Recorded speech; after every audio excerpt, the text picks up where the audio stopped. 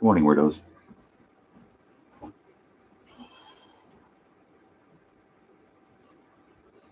How are we today?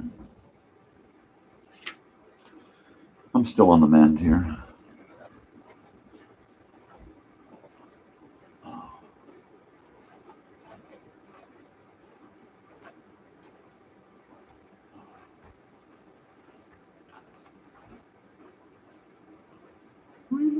Okay. How about some tea this morning? Let's have some tea. Spot of tea.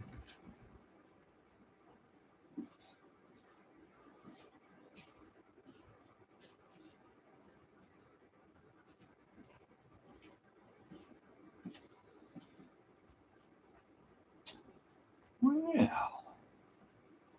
at that. What's that? What's going on over here?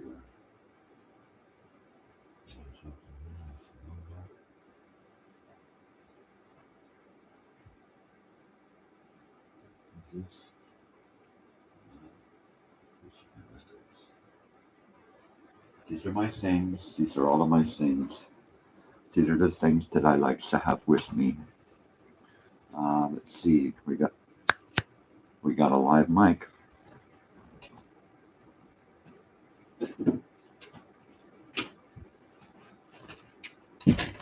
Okay. And check, testing. Well, so this morning I have a set up for us a 4 exciting episodes from the annals of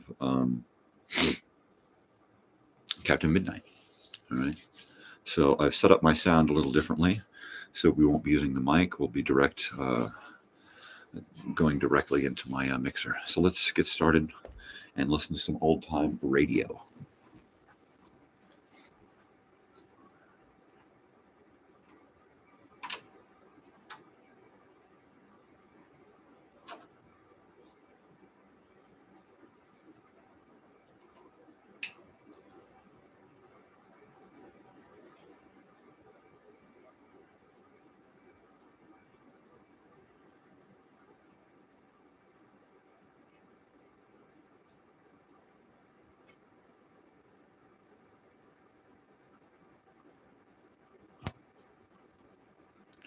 And away we go.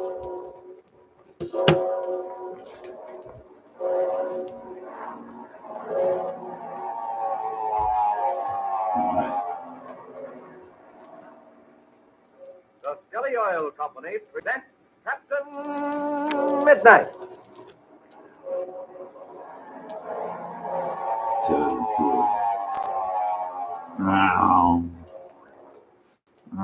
Captain Midnight, brought to you 3 times each week by the Skelly Oil Company, Skelly shoppers and dealers. See, we have another swell treat for you tonight. You all seem to enjoy hearing from Captain Balfour so much last week that I told the captain we'd like to hear from one of his own student pilots there at the Spartan School of Aeronautics. Yeah. Well, it was no sooner said than done. So here's young Henry Rankin, flying student from the Spartan School of Aeronautics in Tulsa, Oklahoma. Where's your home, Henry? I live in Gastonia, North Carolina, sir. Gastonia, North Carolina. Yes, sir. Well, listen, Henry, if you live in North Carolina, how'd you happen to choose the Spartan School of Aeronautics way out in Tulsa? Oh, that is easy. I'd heard of the Spartan School for years. It's one of the best flying schools in the country. You should still It's hear me fully a government little bit. approved, and they teach all branches of aviation, so a student isn't limited to just one phase of the industry. Well, you seem to have some good reasons, all right. By the way, are you a member of the famous Dawn Patrol there at the Spartan School? Yes, sir.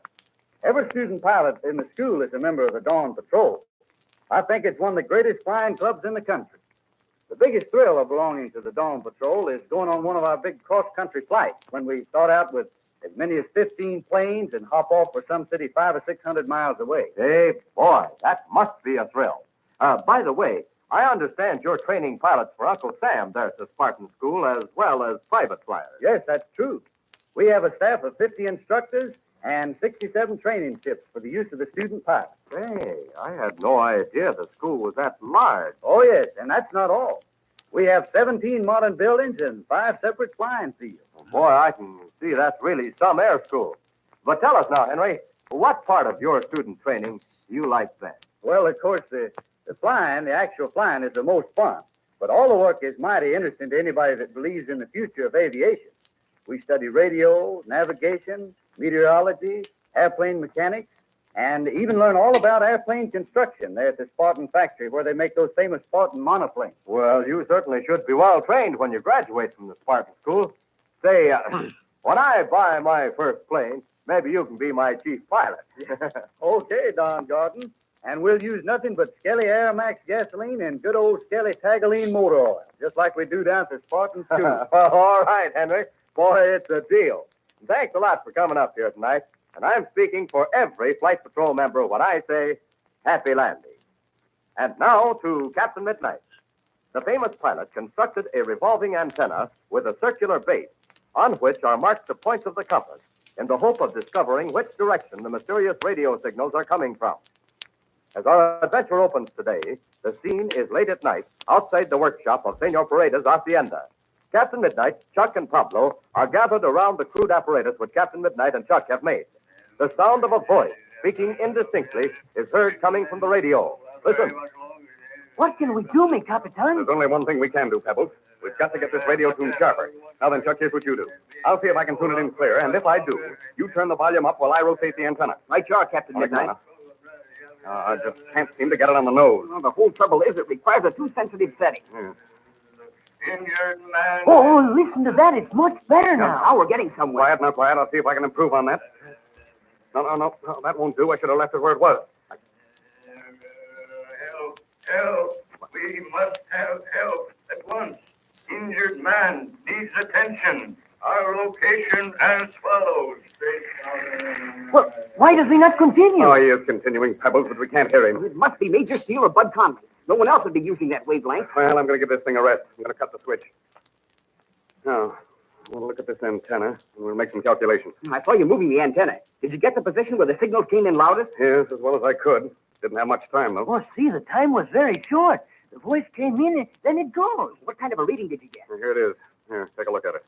Jiminy crickets. It's almost straight north. No, wait, Chuck. No, it's a little bit east of north. Now, look, I have the base marked in units of 10. You see? It's almost at 10 degrees. No, not exactly. I'd say that 12 would hit it closer. Mm-hmm. Yeah, that's just about it. All right, we call it 12. Oh, but mi amigos, I do not understand. Well, it's like this, Pebbles. I turned this antenna until those signals came in loudest. Then I left it that way.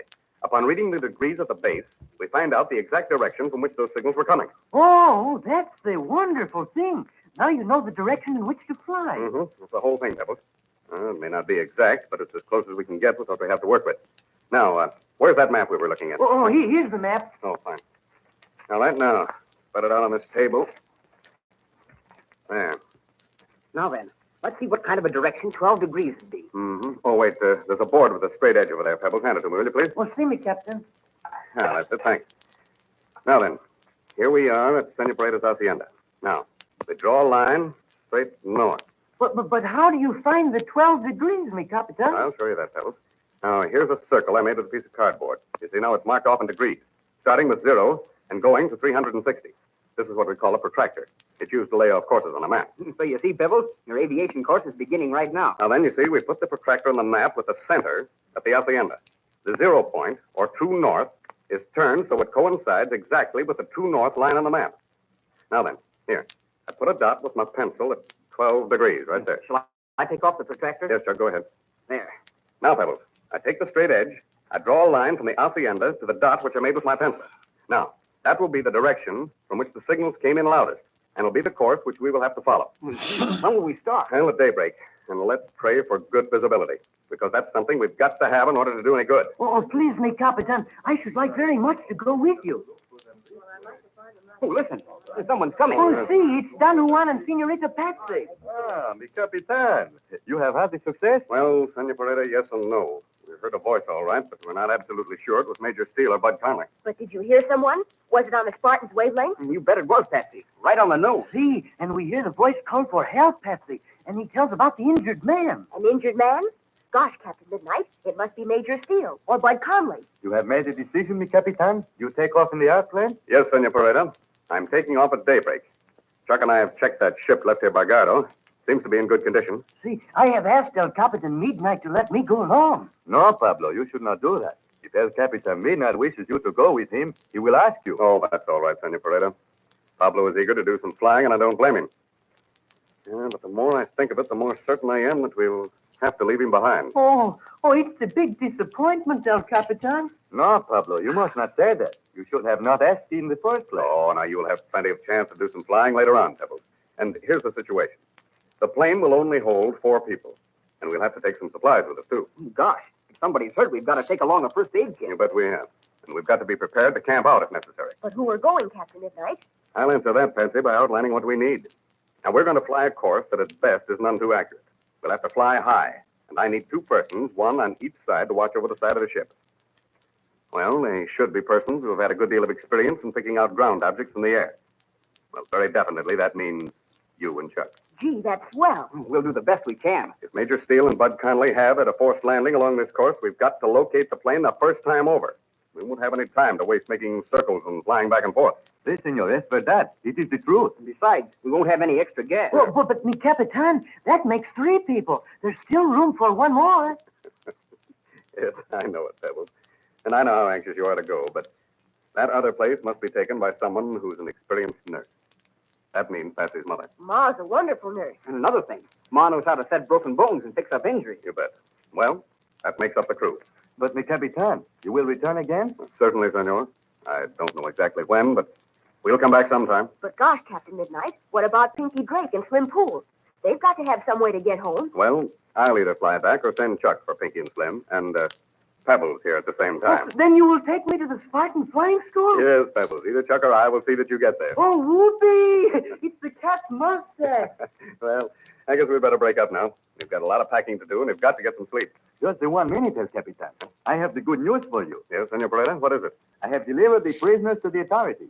Some of them will be in the jail for the long time. Well, gee, Senor Paredes, what happened to that fella named Rossman? They do not have the record on the man Rossman, so they turned him loose. No, that's swell. He told us everything he knew, and he promised he'd go straight. Yes, and I hope he keeps that promise, Chuck. Well, come on, everyone. Let's get together the things we'll need for the flight tomorrow. And come on, Patsy. Let's get packed right away. Captain Midnight and his friends packed the plane and got a few hours' sleep. Then, at daybreak, they took off from Senor Paredes' hacienda, and as we find them now, they're flying at 5,000 feet. Captain Midnight is at the controls with Chuck in the other forward seat, while Patsy and Ma Donovan are in the rear. Let's listen as Patsy explains. Gee, Captain Midnight, we've flown for over 3 hours and haven't seen a thing that looks like a wrecked plane. Yes, I know, Patsy. We're still a long way from the border, so don't become careless. If we should fly over the ship without seeing it, we'd be out of luck. We can't let that happen. If we did, we never would find Major Steele and Conway. Oh, sure, me eyes are getting tired from watching the ground below. After you look a while, it becomes just a blur. My eyes get to feeling that way, too. And I have to make myself pick out different objects beneath it. Well, I don't look at everything. I just try to figure out which would be the most logical spot for a ship to try and land in. That's the system, Chuck. That's what we all can do. But if Major Steele's motor stopped, well, he wouldn't have much choice. Well, you see, Mrs. Donovan, it's like this. Now, it was daylight when Major Steele and Conley headed for the border. Now, I warned them about the gasoline in that ship. That being the case, Major Steele would certainly fly high enough so that if the engine quit, he would have a choice of places in which to make a forced landing. So, as we fly along, I just asked myself what spot I would make for if this engine should quit. Why, sure. If we look at every possible landing field, we can't possibly miss them. Oh, yes, we can, too. Don't forget, we're flying this course, but it may not be absolutely correct. They might have been forced down farther out on either side of it. Yeah, true enough. All we can do is to keep going on this course and hope that we're close enough to see them. What will we do if we don't see them? Well, we'll keep going, Patsy, across the border and land at the first American airport we come to. Then I'll organize a search party, and we'll come back and comb this country thoroughly. You mean with planes? Yes. I'll get so many ships in the air that one of the pilots is bound to see them. And you can set up radio listening posts to try to get those signals again. Yes, we can do that, too.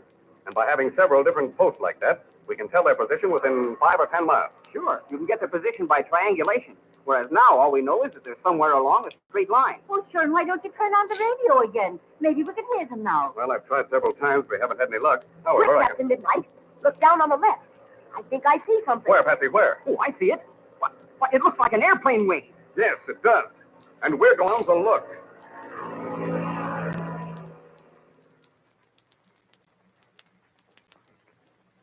Well, what have Patsy Donovan's keen eyes picked out? And is it, as Chuck Ramsey has exclaimed, the wing of an airplane? Has Captain Midnight's crude apparatus led them to Major Steele and Bud Conley? Listen Wednesday and find out. Tune in to Captain Midnight. Say, wasn't that something to hear from a real flying student from the Spartan School of Aeronautics? Gee, who knows? Maybe some of you fellows and girls will be going to that famous flying school yourself someday. But now, I want to tell you about the big treat that's in store for us tomorrow night. You see, every single member of Captain Midnight's 1940 Flight Patrol is going to receive, absolutely free, a great, big, beautiful... Wait a minute, Mr. Gordon. Mum's the word. What? Oh, I can't tell him, huh? Say, come to think of it, that's right. Well, you listen to the next adventure of Captain Midnight, and I'll tell you all about it first thing, I promise. And oh boy, is it some surprise. You just wait and see. It's for every member, and it's absolutely free.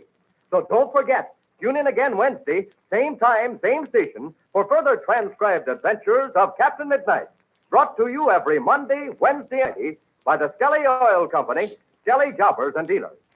Have Major Steele and Bud Conley been found? If so, have they been rescued in time? Or is this one of Ivan Shark's planes? Be sure to listen Wednesday. Until then, this is Don Gordon, your Skelly Man, saying goodbye and happy landing!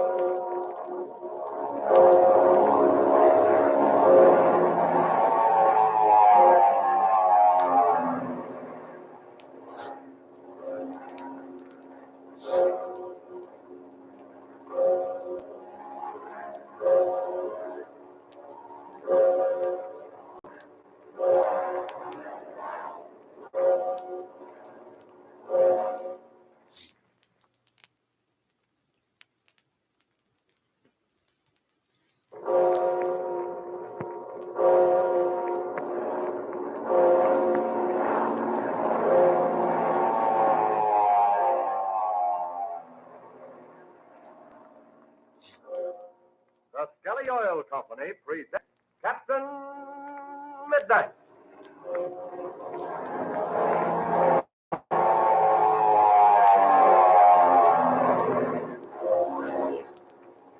Captain Midnight, brought to you 3 times each week by the Skelly Oil Company, Skelly Jobbers and Dealers. But first, I know you're all waiting to hear about the big surprise gift I started to tell you about Monday. That's a new gift for every member of Captain Midnight's 1940 Flight Patrol. And say, you'd never guess what it is. It's something you couldn't get anyplace else in the world. It's really 3 presents all in one. Because listen, it's a picture of 3 of your very best friends. Captain Midnight and Chuck Ramsey and Patsy Donovan. Yes, sir. A swell big picture of all 3 of them, all standing together there in front of Captain Midnight's big monoplane. And what's more, this picture is autographed to you. Captain Midnight and Chuck and Patsy have all signed their full names under their pictures with a special greeting to every member of the 1940 Flight Patrol. Say, wouldn't Ivan Shark give a lot to get his hands on this picture with all our friends' names signed in their own handwriting? But believe me, Shark couldn't get this picture for any price. No, sir. They aren't for sale. They're for Flight Patrol members only. But now listen. Here's how to get your swell new picture of Captain Midnight and Chuck and Patsy absolutely free. You just stop in at your Skelly service station the next time you're out in the family car. Show your Skelly man your Flight Patrol membership card, and he'll give you your free picture right then and there. That's all there is to it. You don't need any seals or labels or box tops or anything like that. All you do is show your Flight Patrol membership card to your friendly Skelly man. He'll give you your free picture and a good big smile thrown in besides. And say, boy, won't you be proud to have your very own autographed picture of all 3 of your famous friends. A big, clear picture to put up in your own room or on the wall over the radio or in your secret hiding place where you keep all your other valuable treasures. Well, I know this much. You'll surely treasure this brand new picture of Captain Midnight and Chuck and Patsy. And think of it. It isn't going to cost you a single penny, not even for a stamp. Hey, whatever you do, don't forget to ask Mother or Dad to stop by your Skelly service station with you the very next time you're out in the car so you can get your own free picture right away. And now to Captain Midnight. The voice heard indistinctly over the radio asking for help is believed to be that of Major Steele or Bud Conley. In an effort to find them, Captain Midnight, Chuck Ramsey, Ma, and Patsy Donovan have taken off in the blue plane formerly flown by Ivan Sharp, chief pilot, Gardo. After flying for 3 hours without any success, Patsy calls out suddenly that she sees something below, and then Chuck exclaims that it looks like an airplane wing. Listen as Patsy says, Gosh, Captain Midnight, it's an airplane wing, all right, but it's all torn to pieces. There's no question about it. It's a broken wing of a plane. But whether it's from the Spartan or not, I can't tell. Sure, and I think I see some numbers on it. What? What's that, Mrs. Donovan? Where do you see numbers? On that thing hanging in. I see what you mean. It's a different piece, not what we were looking at before. Oh, sure, I see it too. It must be part of the other wing. And there are numbers on it, all right. Those will be the plane's identification numbers. We should be able to tell right away whether it's the Spartan or not. Oh, quick, Captain, look.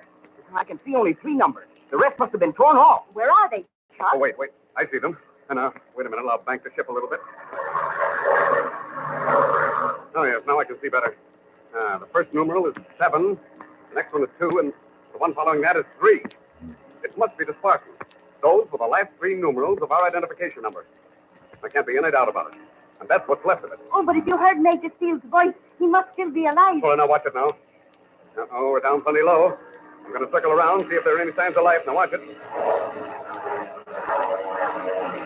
I can't understand why Major Steele picked this place. He didn't pick it, Chuck. Something must have happened. Look, Captain Midnight, look. I see something down between the trees. So do I.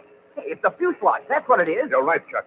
The body of the plane is down between those trees. Now I can see the nose, and even the propeller. Yeah, I saw it too. Now I've lost it. Oh, the poor fellows. I guess they can't be alive. Gosh, Captain Midnight, how are we going to land and find out? I don't know yet, Patsy. I'm beginning to wonder. I think I know what happened, Captain Midnight. Major Steele was trying to get in that open place just beyond and didn't quite make it. You're right, Chuck. I've been looking at that spot myself. I think Major Steele was trying to get in there, and he just couldn't stretch his glide far enough. Gee, you suppose we can land there? I don't know. You'll have to look it over first. Oh, sure, and I think I saw something. A man. What? Where was he, Ma? Down between the branches of those trees. Hold it now, hold it. I'm going closer. There is someone down there. What? He's right in the cabin door. He's trying to get out. He's looking up at it. I can see him so clearly. Watch it, everyone. I got to pull up. Oh, what can we do, Captain Midnight? That was Major Steele, I'm sure of it. He must be injured, and there's no telling what's happened to Bud Conley. We've got to get first aid to them right away. But we can't take any chances of tracking up ourselves. What about this open place? Don't you think we can get down there? Oh, it's pretty small, but I think you can do it, Captain Midnight. Yes, I know I can do it, Chuck, but I'm thinking about getting out again. But wait, I figured out a plan. We're going down for a landing, all right now? Buckle your belts, everyone. There. Mine's buckled. So are mine and mine. Which way are you going to land? It all depends on the direction of the wind. Well, the wind was from the south when we started. Sure, we had a tailwind then. Wait a minute. Still blowing from the south, see? See the leaves in those trees? They're turned backwards. Oh, that makes it swell. You can go downwind, then side slip and land against the wind. You'll also be going uphill. That's the idea, all right, Chuck. All right. I'm throttling the engine now. Boy, are we losing altitude fast now. Be sure your belts are buckled. That ground looks very rough. I'm pulling mine up tighter. You better do the same, Ma. Oh, sure, nice and tight now. I can hardly breathe. Oh, we're turning back into the wind. Oh, gosh. Look at Captain Midnight side slip. Oh, look out, Captain Midnight. The wings are going right into the ground. No, they aren't. You wait and see. Look at that wind come up, Ma. And we turned into the wind. Oh, we're down below the treetops now. Oh, look out. We're going to hit those trees. No, we won't, Ma. Look. See? Captain Midnight's changing direction. The plane's straightened out. Watch it now, watch it. We're going to hit. That was sure swell. You might think we were landing on a big airport. Oh, praise the saints. That ground sure feels good again. All right. I'm going to let the ship coast as far as possible because the south end of the field is nearest Major Steele and the Spartan. Oh, you're not even going to be able to get there without using your engine. Yes, I'll have to give her a burst or two, all right? A little bit more and we'll be there. Now, the first aid kit is in the baggage compartment behind the rear seat. I know where it is. I'll get it out. That's the stuff, Patsy. We'll have it ready as soon as we bring the ship to a stop. Shall we bother to turn the plane around? No, we won't do that. We haven't got time now. All right, here we are. I'll cut the switch. I've got the first aid kit. All right, come on now. Let's pile out. Looks like rough going, so we'll have to help Mrs. Donovan. Okay, I'll get the door. Come on, let's hurry.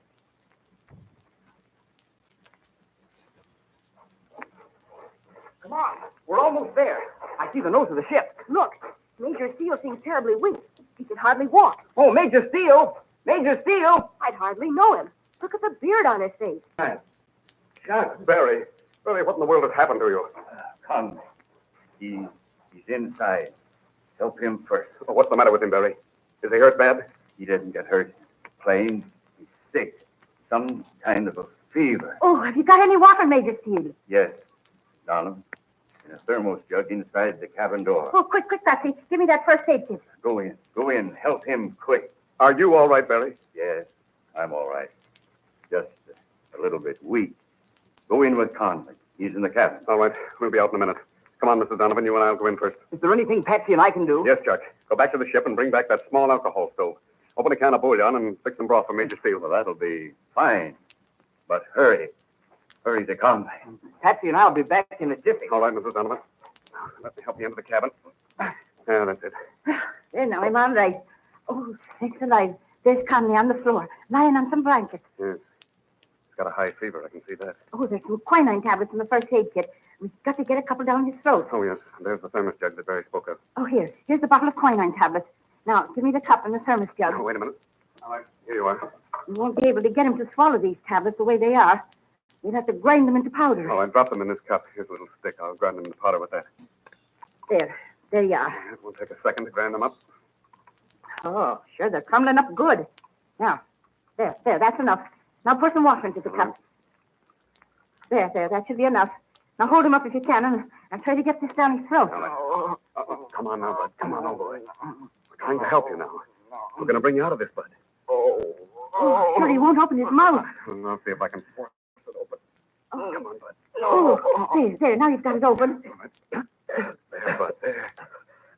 Now you're all right. Now lean back in these blankets. Sure, he got it down all right, and it'll do him a lot of good. How high a fever do you think he's got? Oh, about 104, I guess. But I'll take it in a couple of minutes to be sure. What do you think we'd better do with him, Mrs. Donovan? Oh, I don't think it's safe to move him. That is, unless you can fly him out of here in the plane. I don't know about that. When I landed here, I figured if necessary, I'd have Chuck fly the ship out empty and go for help. Now, with Conley this sick, I may have to change my plans. Oh, sure, and what you ought to do is to get Conley to a hospital right away. And Major Steele, too, for that matter. I don't think we can take both of them out at the same time. We may not be able to take off even one. I'll have to go and take a look at that field first. Well, in the meantime, we've got to break up this fever if we can. If it lasts much longer, well... Yes. You stay here, Mrs. Donovan, while I go out and see Major Steele. Between us, we'll decide what's best to do. All right, Captain. I'll be giving Conley some more quinine in a little while. Good. How's Conley, Captain? He's in pretty bad shape, Barry. Yes, he's got some kind of fever. Just what kind, I don't know. How long has he been sick? Well, about 5 days. But the fever's been getting worse every day. Well, what happened to the first aid kit? I always used to keep one of those. We threw it overboard.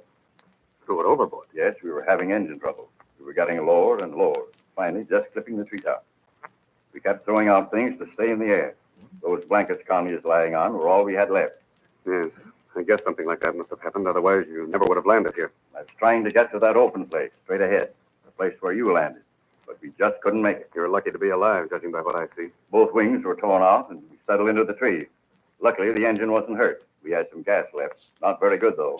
That's what let us down. Yes, I was afraid of that gas. Remember, I told you about it. We thought we could get to the border, but she kept overheating and finally cut out. Twice a day, I've been running the engine for about 5 minutes and calling for help over the radio. But we're down here so low, engines kept missing. I didn't know whether the signals got out. Yes, they got out. That's the only way we found you. What are you going to do, Captain? I know you won't have an easy time taking off from that small clearing here. There are too many of us for your ship. And, well, just what are you going to do? It's a tough problem, Barry. But it's got to be answered. Because a man's life depends on it. Well, in coming to the help of Major Steele and Bud Conley, Captain Mitz again made a dangerous landing in a small jungle clearing. The lives of several people are now at stake. What can be done? Tune in to Captain Midnight. Now, don't forget, get your free autographed picture of Captain Midnight and his two young friends, Chuck Ramsey and Patsy Donovan, at your Skelly service station the next time you're out in the family car. It's a swell big picture photographed right in front of Captain Midnight's big silver monoplane. Boy, you'll sure be proud to show your friends your very own picture of your three most famous fellow members of the 1940 Flight Patrol. But remember, none of this is going to cost you a single penny. It doesn't cost anything to join, and it doesn't cost anything to get this swell new picture of Captain Midnight and Chuck and Patsy. It's absolutely free to members of the 1940 Flight Patrol. So the next time you're out in the car, ask Mother or Dad to stop by your Skelly service station. Show the Skelly man your Flight Patrol membership card and get your autographed picture tonight. And don't forget to listen Friday, same time, same station, for further transcribed adventures of Captain Midnight. Brought to you by the Skelly Oil Company, Skelly Jobbers and Dealers. With Bud Conley dangerously ill and hundreds of miles from medical aid, Captain Midnight is faced with another baffling problem. A human life is at stake. What will he do? Be sure to listen Friday. Until then, this is Don Gordon, your Skelly man, saying goodbye and happy landing!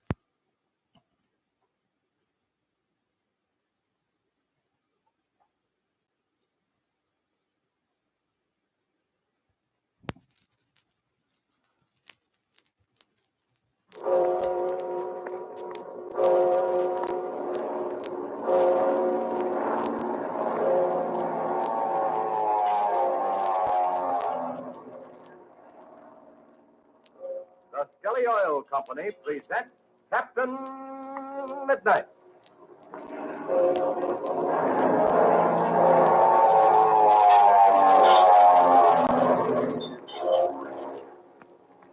Captain Midnight, brought to you 3 times each week by the Skelly Oil Company, Skelly Jobbers and Dealers. But say, fellows and girls, have you got that Grand Prix gift I told you about the other day? That swell big new and his 2 young friends, Chuck and Patsy? Well, if you haven't, you better stop by your Skelly service station for your copy the very next time you're out in the family car. Because you'll certainly want to have one of these marvelous pictures as soon as you see them. Remember, you can't get these pictures anyplace else in the world. They're not for sale anywhere. And they're autographed to you by Captain Midnight and Chuck Ramsey and Patsy Donovan themselves. They're standing right in front of Captain Midnight's speedy monoplane. And they're all dressed in their flying suits and helmets, ready to take off. It's the kind of picture every air-minded fella and girl will be proud to own. So listen, why not be the first one in your room at school to have one? Wouldn't that be fun? Well, here's all you do to get this swell new picture absolutely free. It isn't going to cost you a single penny, even for a cent. You don't need any seals or labels or box tops or anything like that. You just have Mother or Dad stop by your Skelly service station the next time you're out in the family car. Show your Skelly man your Flight Patrol membership card, and he'll give you your free picture right on the spot. If you're not yet a member of the new 1940 Flight Patrol, tell your Skelly man, and he'll show you how to join and get a free spinner medal of membership. That's all free, too. Yes, sir. Just ask your friendly Skelly man about it the next time you're out in the car with Mother or Dad. Now, don't forget, you sure want to have that swell autographed picture of Captain Midnight and his 2 young friends, Chuck Ramsey and Patsy Donovan. And they're absolutely free to members of the 1940 Flight Patrol. So stop by your Skelly service station and get your very own free copy of this marvelous new picture tonight. And now to Captain Midnight. The famous pilot, accompanied by Chuck Ramsey, accompanied by Chuck Ramsey, accompanied by Chuck Ramsey, accompanied by Chuck Ramsey, accompanied by Chuck Ramsey, accompanied by Chuck Ramsey, accompanied by Chuck Ramsey, found Major Barry Steele and Bud Conley in a deserted part of Mexico, several hundred miles below the American border. Conley, however, is dangerously ill with some kind of tropical fever. Major Steele himself is weak and thin from lack of food. It is now an hour after Captain Midnight made his landing. Patsy and Ma Donovan are caring for the rescued pilot, while Captain Midnight and Chuck are looking over the small clearing in which Captain Midnight says, To tell you the truth, Chuck, I knew when I landed here that I couldn't take off again with the plane loaded as it was, even under the most favorable conditions. And now, since I've been on the ground, I know such a takeoff would be impossible. Gosh, then what are we going to do? You're going to make the takeoff, Chuck. After watching you take that plane out of the small square in front of the temple, I'm well sold in your ability. And don't forget this. There's 50 pounds difference in weight between us. You want me to take off with Conley? Well, I'm not so sure yet, Chuck. It depends on what Mrs. Donovan says about his condition. I may have you take off alone, go for help, and then return. Or we may decide to take a chance in sending Conley with you. Is Conley's condition very serious? Yes, Chuck, I think it is. Mrs. Donovan hasn't said much. But what she hasn't said carries more weight than spoken words. Yeah, I've seen a lot of tropical fever, Chuck. It's bad. But Ma Donovan's doing all she can to check it, isn't she? Of course she is, Chuck. But don't forget, we're not equipped like a hospital. All we've got is a few quinine tablets. Oh, gosh. If the wind would only change. Yes, we'd better pray for that. Because I'm afraid Bud Connolly's life depends on it. I've been looking at the field again, Captain Midnight. But there just isn't any other way to get off. No, Chuck. I've studied this clearing from every angle. A shift in the wind is our only chance. Of course, if I'm to take off alone, or even with Conley, we can do a few things to lighten the plane without dumping any gas. Sure we can, Chuck. I'm taking that into my calculations. Now, I figure we'll take out the right front seat, the two rear seats, and clean out the baggage compartment. We could even take out part of the wall leading from the cabin to the baggage compartment and fix a place for Conley on the floor. Sure, we can do all those things, and they'll help a lot, too. Oh, gee. What's the matter now, Chuck? I was just thinking. We don't know how far away from civilization we are, and it certainly isn't likely we could get Conley out on foot. Or do you think we could? No, Chuck, no. I don't think there's a chance. We might start and find it would take a couple of weeks to get out. We haven't got enough provisions for a trip like that, and our very existence would depend on our ability to shoot game for food. And in the meantime, Conley would die. Yes, that's certain. So our only hope lies in using our plane. And we're even prevented from doing that. Yes, I know. Well, come on, Chuck. Let's go back to camp and see how Major Steele and Conley are getting along. Okay, let's go. I certainly hope he's going to be all right. How's everything, Patsy? How's Major Steele? Well, I can speak for myself now, thanks to Patsy and Mr. Donovan. That broth they gave me has made me feel like a new man. Well, I'm certainly glad to hear that, Barry. You look a lot better, too. Yes, I feel I'm going to live now. But before you got here, I had my doubts. How's Bud Conley? You'll have to ask Patsy about that. She was in to see her mother a couple of minutes ago. What about it, Patsy? Well, I just helped Ma give him some more quinine, but I'm afraid he isn't any better. Didn't take his temperature? Yes, it was 104.5. Good night. 104 and a half. Well, that's pretty high, isn't it? Yes, it's plenty high, Chuck. Can't stand that very long. Yes, I know we can't. We're going to get him out of here just as quickly as we can. But for the time being, our hands are tied. Well, that doesn't sound very good. What did you find out when you looked at the field? We found out this much. A takeoff can't be made until the wind shifts to the north. What direction is it going from now? I can't feel any breeze down here. No, we're protected under the trees. But the wind is coming from the south. And it's got to shift around to the north, you say? That's it. But gee, Captain Midnight, the wind might not shift for days. Yes, I know. That's true, Patsy. And if it doesn't shift, it's going to put us in a bad situation. You mean us or Bud Conley? Well, primarily Bud Conley. But it may put us in a bad situation, too. We only have provisions enough for a few days. And so far, I haven't seen a bit of game. No, it's plenty scarce, and I can't understand it, because this is a wild country. Oh, by the way, I was going to ask you, have you done any exploring? That is, before you became so weak? Yes, both of us. Before Conley got sick, tramped around for miles, but we didn't find a sign of human life. We could only estimate our position roughly, and from the map, we were afraid we were some distance from any town. We considered starting out on foot, but finally decided it would be more dangerous than staying with the ship. I think you made a wise decision. If you had started to walk out and then Conley got sick, you'd have been sunk. Yeah, there isn't the slightest doubt about that. Gosh, Major Steele, you probably thought that when you didn't come back to us, that we'd start looking for you. No, Chuck. I had very little hope of that. The situation being what it was, when I left you, I was afraid your hands would be full. They were, Barry. Only too full. As a matter of fact, I think we were lucky to get away as quickly as we did. Well, go ahead. Tell me about it. There isn't anything we can do for the time being. Mrs. Donovan is taking care of Conley, and you can't make a takeoff until the wind changes. So let us know what happened. Well, the thing you'll be most glad to hear is that Senor Pereda and his daughter Dolores are safe. Well, thank heaven for that. And that's the good news we have, Major Steele. But we've got some bad news, too. Bad news? What could be bad news after that? Chuck's right, Barry. We do have some bad news for you. Now, you'll remember that you and Conley were trapped in that deserted cabin on the edge of that little mountain field where you landed? I'll say I remember. That's one of the narrowest escapes I ever had. We couldn't get out of the shack because the place was surrounded by armed men. And then, the dirty rat set fire to it. And if you hadn't found that hole in the floor leading to the old mine shaft, you wouldn't have had a chance. No, Chuck. Conley and I would have been just as dead as that old tree trunk that you were sitting on. But I still haven't told you the bad news. Who do you think those men were working for? The ones who had you trapped? I haven't got the faintest idea. Mexican bandits, I suppose. It was a lot worse than that, Major Steele. You tell him, Chuck. Okay.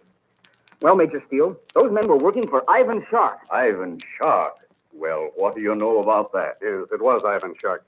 He'd stolen Senor Paredes' hacienda and was trying to make away with both the Pareda treasure and the huge herd of cattle owned by the Pareda estate. Why, it seems almost incredible. But what's the bad news? Well, when things ended, Ivan Shark escaped. Escape? Well, cheer up, Captain. After all, you're all alive and have your health. We'd better be thankful for that. And we are, too. But it would have been a lot better if we had captured Ivan Shark. And we almost had him in our hands, too, Major Steele. The morning he escaped, Captain Midnight and I missed capturing him by about a minute. Well, a minute can be like 24 hours sometimes, Chuck. Some of the minutes I've been through lately have been like that. And another bad thing. Shark's chief lieutenant, his daughter Fury, an Oriental named Fang, and a fellow named Gardo all escaped with him. Did he escape by plane? Yes, Barry. In that same plane Shark was flying when he was going under the name of Douglas Chadwick. Yes, I remember. A bi-motored silver-winged monoplane. That's it. Same plane passed over this place the day before yesterday, about noon. Huh? I thought sure the pilot would see the torn wings of the squadron on top of the tree. Loopin' loops. What do you know about that? Wait a minute. Which direction was he flying? Almost straight north. The same course that you were flying. Oh, gee, Captain Midnight. Why, Shark must have headed for the United States. Evidently, because Conley and I were flying on the same course. We were headed for the nearest United States border. Yeah, of all the nerve. Oh, I wish I knew where he was headed. Well, there's no telling about that. Well, I wish I had known who was flying that ship. I'd have tried to broadcast a warning. Though I guess it wouldn't have done any good, because you're the only ones who heard my call for help. But you haven't told us what happened to you, Barry. Well, there isn't very much to tell. As I said, we were headed for the nearest border. About 100 miles after we left you that morning, the engine began to overheat. But it was very gradual, otherwise I would have turned back. Yeah, I was afraid of that. The gas you had wasn't suitable for the Spartan's engine. But then what happened next? Well, as the engine got hotter, we started losing rev. And then, little by little, we started losing altitude. There was only one thing to do, keep on going. I thought there might be a chance to keep the plane in the air until we get across the border. But even after we'd thrown out everything that we could, we were right over the treetops. At last, I saw we couldn't make it. I was trying to pancake into that clearing ahead when we merged into the tree. That must have been a terrible moment. We thought we were finished, I can tell you that. But we had strapped ourselves in tightly and weren't going very fast. And when we started scraping in the treetops, I started pulling the nose up. Succeeded in killing some spade that way. Well, Barry, you and Conley are lucky to be alive. Come on, Chuck. Let's get back to the plane. We've got it. I'm going to send a code message to the authorities to be on the lookout for Shark's plane. Then, we're going to start lightening the ship so we can be ready when the wind shifts. Look, there's Ma in the doorway of the Spartan. It's Captain Midnight. Can you come here? No, certainly, Mrs. Donovan. Wait a minute, Chuck. I'll be right back. Okay. What is it, Mrs. Donovan? Please come inside. I want you to look at Mr. Conley. Yes, of course I will. I'm afraid Mr. Conley isn't any better. Yes. Face looks very flushed. Oh, I see you have the thermometer in his mouth. Yes, and I want you to look at his temperature. Here's the thermometer. Can you see? What is it now? Yes. Yes, I see. It's 105. Captain Midnight, we've got to do something for Mr. Conley. I've done all I could, and yet his temperature keeps going up. That can't go on much longer. If it does, you know what that means. Bud Conley is in a very critical condition, or Mrs. Donovan wouldn't have brought Captain Midnight into the cabin to tell him what she did. But what can Captain Midnight do? The only chance of helping Conley is to get him to a hospital at once by plane. But the plane cannot take off until the wind shifts. If then, what will happen? Tune in Monday to Captain Midnight. Remember, get your very own free picture of Captain Midnight and his two young friends, Chuck and Patsy, at your Skelly service station the next time you're off in the family car. It's something every young friend of Captain Midnight should have, because it's autographed by the three most famous members of your own 1940 Flight Patrol: Captain Midnight, Chuck Ramsey, and Patsy Donovan. They're all dressed in their flying suits and helmets, too. Say, people sure will know you're a real aviation fan when they see this picture up on the wall of your room. And, of course, the best part of it is, this swell picture is absolutely free to every member of Captain Midnight's 1940 Flight Patrol. You just show your Skelly Man your membership card and get your free picture right then and there. So remember, when you're out in the family car tonight or tomorrow or Sunday, have Mother or Dad stop by your Skelly service station for sure. Have your membership card all ready so your Skelly Man can give you your big free picture without a single moment's delay. Now, don't forget to tune in again Monday, same time, same station, for further transcribed adventures of Captain Midnight, brought to you by the Skelly Oil Company, Skelly Jobbers and Dealers. Can some way be found of saving Bud Conley's life? With the takeoff by airplane impossible, are Captain Midnight and his party stranded, beyond reach of help? Be sure to listen Monday. Until then, this is Don Gordon, your Skelly Man, saying goodbye and happy landing!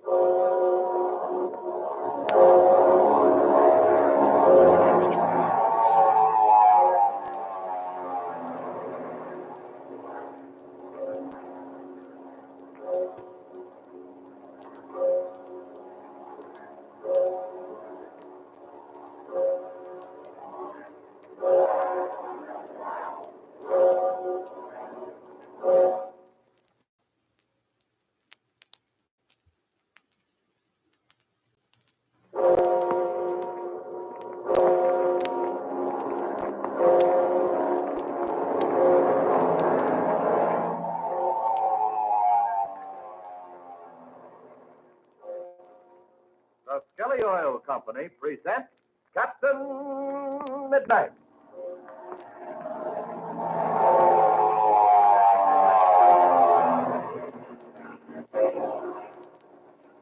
Captain Midnight, brought to you 3 times each week by the Skelly Oil Company, Skelly Jobbers and Dealers. Skelly, you know, was the originator of tailor-made gasoline and motor oil. The famous Skelly Aeromax gasoline and Skelly Tagoline motor oil. Tailor-made for your weather. But first, tell me this. How many of you fellas and girls stopped at your Skelly service station this weekend to get your free picture of Captain Midnight and his 2 young friends, Chuck and Patsy? Well, if you haven't got yours yet, let me urge you to get one from your Skelly Man the next time you're out in the family car. Because, look, these aren't any ordinary pictures, you know. You can't even buy pictures like this anywhere in the world.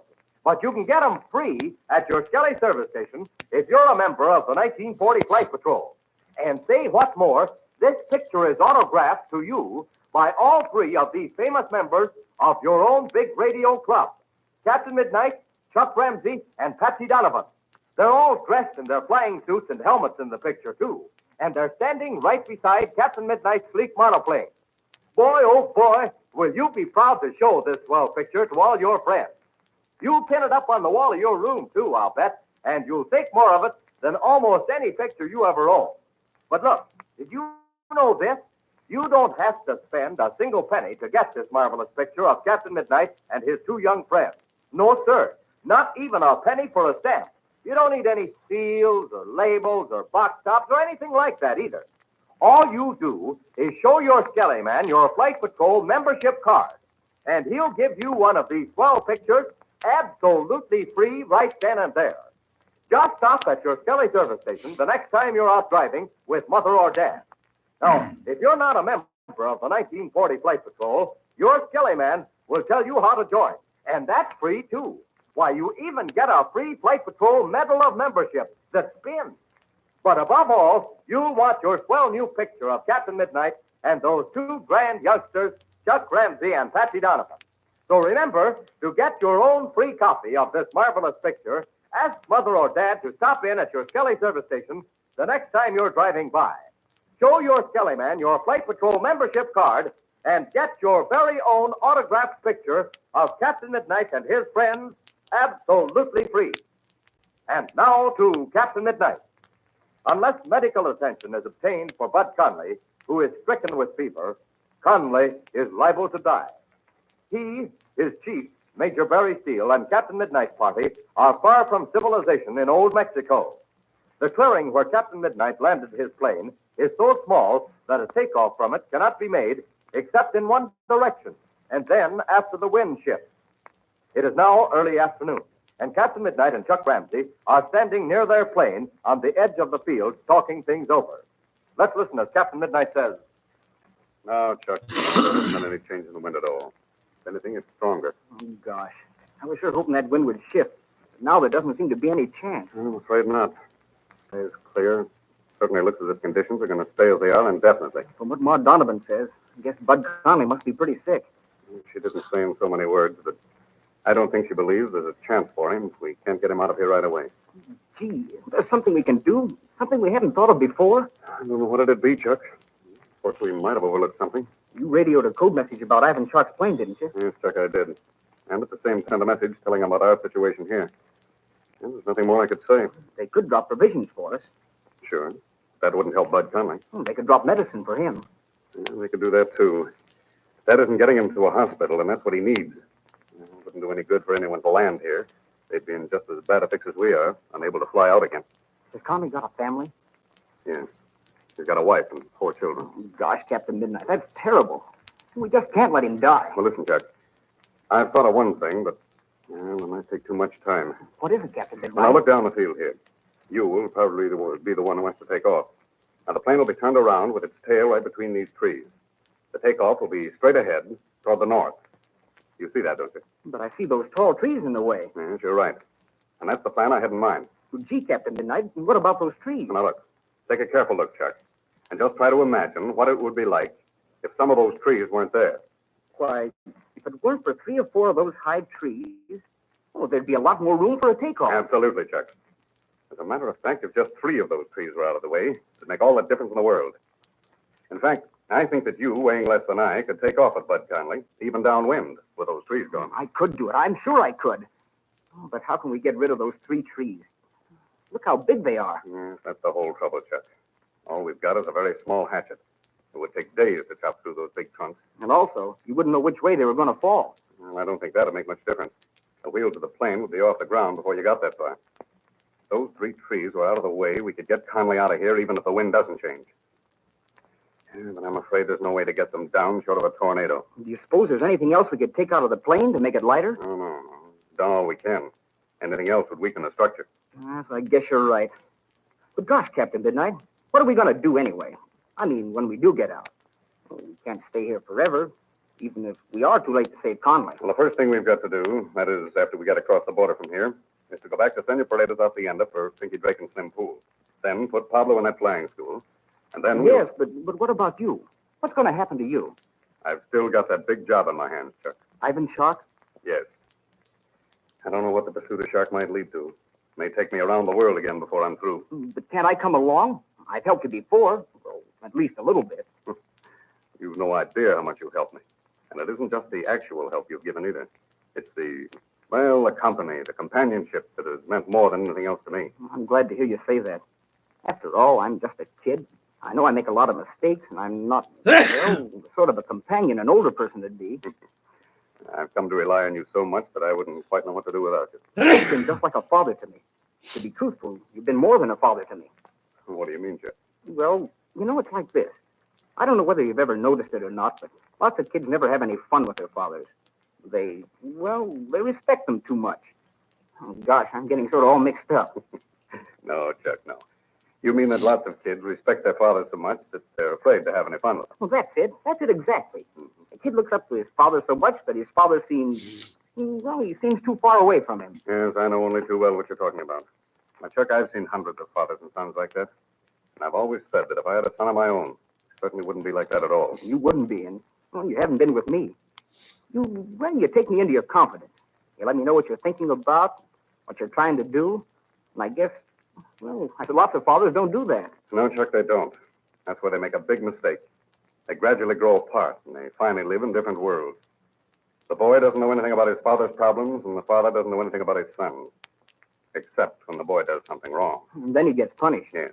And that tends to separate them farther than ever. Maybe if the father and son were closer together, the son wouldn't do things that he'd have to be punished for. You know, Chuck, they're getting to be quite a philosopher. Well, anyway, I'm glad you and I aren't that way. You know what my problems are, and I know what yours are. Yes. That brings me back to what started this discussion. It may be that much as we both would dislike it, it would be better if I would work alone for a while. But why? Honestly, I don't see why. Well, now listen. You want to be a pilot, don't you, Chuck? Well, of course. I can fly some now. At least I can get a ship up and down. Don't say you can. Not a plenty tight spot, too. But merely being able to handle the controls of a ship doesn't make a pilot. There, you're right. Merely being able to handle the controls of an airplane doesn't make a pilot. That's only a very small part of it. There are probably thousands of pilots who could take a big airliner up from the field, circle it, and then make a perfect landing. But do you suppose that same pilot could take that same airliner off, loaded with passengers, fly from one city to another 700 miles away through tough weather, where he had to fly by instruments and radio, and get his passengers there safely? There are probably less than 1 out of 10 who could. Less than 1 out of 10. Percentage is much smaller than that. To be a perfectly competent airline pilot, it takes the ability to fly. That's elementary. Then, beyond that, it takes absolute presence of mind, quick thinking, and above all, the thing that's known as character. Character. I've heard that word a lot, and yet I don't think I know exactly what it means. Stability. The thing which can be relied upon. Reliability. I guess that's important in anything, not just airplane flying. You're right, Chuck. I rather think that reliability is the most important characteristic in the world. But to come back to what we were talking about, you spoke about a separation, and you asked me if I wanted to be a good pilot. Well, now, look here, Chuck. Going around with me, you learn a certain amount, that's true. But you don't learn as much, as thoroughly, as you would if you were going through the regular routine of a flying school. You mean you want me to go to a flying school? I think it would be an excellent thing for you. Oh, I'd see you often. During part of the year, your vacations, we could be together, and I'd test you out to see how much you've learned. Then when you get through, I'll put the finishing touches on you. Gee, and then what? Well, I don't know. I've got to stay in the flying business, I know that. There are plenty of opportunities for new airlines, Chuck. Yeah, I might start one. You could be one of my pilots. I'll give you an interest in the business, and then when you get good enough, you could be chief pilot. Gosh, wouldn't that be swell? You bet. Yeah, Chuck, that sounds pretty good. But then I guess we'd better quit daydreaming and get back to business here. Oh, just one thing more. Yeah? Patsy Donovan can be one of our stewardesses. That's good. It's a foregone conclusion. And we'll get Steve Donovan and make a pilot out of him, too. And, well, let's see. Are there any other members of the family? Well, there's Pinky and Slim. What do we do with them? Oh, yes, Pinky. Say, I know. We'll have them ride back and forth on the line to amuse the passengers with their squabbles. They sure keep them amused all right. Oh, and don't forget there's Pablo. He's almost one of the family now. Oh, sure. Well, we might have a branch going down here into Mexico. He could fly on that division. Oh, look. Here comes our stewardess. Well, what in the world have you two been doing all this time? Well, to tell you the truth, Patsy, I think we've been doing a little daydreaming. Oh, so that's it. What about the wind? Is it just as strong as ever? Gosh, I'm afraid it is, Patsy. Yes, it is. Oh, any change in Bud Conley's condition? No, he's just about the same. Well, I'm going back to talk to Major Steele. You better stay here, Chuck, and let me know if that wind changes. I'll stay too then, because Ma doesn't need me for a while. All right. You stay here with Chuck. I'll see you both after a while. Tell me the truth, Patsy. Is Mr. Conley worse? Yes, Chuck, I think he is. I can tell it by the way Ma acts. Oh, gee, Patsy, this is terrible. Mr. Conley's going to die of that fever if we don't fly him out of here. Hey, what are you looking at? Quick, Chuck. Look over there. What is it? What are you looking at? I don't see anything. The top of that ridge on the right, Chuck. See? Floating up in the air. Why, it looks like smoke. Smoke. Blazing beacons, Patsy. It is smoke. Maybe this will show us a way out. Maybe it'll mean help. Come on, let's investigate. Well, can Patsy and Chuck be right? Is it really smoke they see at the top of the nearby ridge? Major Steele said he had explored the region and had found no sign of human habitation. What will Chuck and Patsy discover when they climb to the top of the ridge? Tune in to Captain Knight. Say, have you got a big brother or a big sister that's away at college? Well, if so, you know how college students like to have pictures of their friends all over the walls of their rooms, don't you? Well, look, they're not the only ones that can have pictures of their friends up in their room. No, sir, because you can have a picture nobody else but members of the new 1940 Flight Patrol can even get hold of. A swell big picture of Captain Midnight standing in front of his speedy monoplane with Chuck Ramsey and Patsy Donovan. It's a picture that anybody would be proud to own. And listen, it's free to members of the 1940 Flight Patrol. So remember, to get your free picture, this is all you do. Just stop by your Skelly service station the next time you're out riding with Mother or Dad. Show your Skelly man your Flight Patrol membership card, and he'll give you your very own autographed picture of Captain Midnight and his friends absolutely free. Now, don't forget, stop at your Skelly service station for your free picture tonight. And don't forget to listen Wednesday, same time, same station, for further transcribed adventures of Captain Midnight. Brought to you Monday, Wednesday, and Friday by the Skelly Oil Company, Skelly Jobbers and Dealers. Have Chuck and Patsy found a means of escape from the forest wilderness in Old Mexico so that Bud Conley's life can still be saved? What does the smoke mean? Be sure to listen Wednesday. Until then, this is Don Gordon, your Skelly man, saying goodbye and happy landing!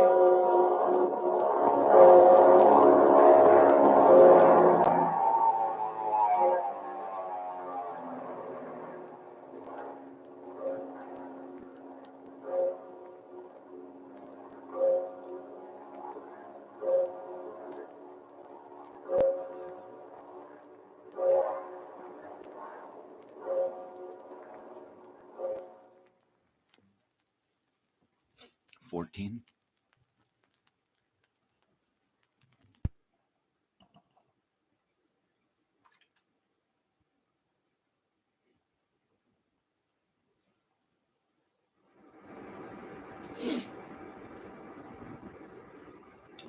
All right, I'm back, baby.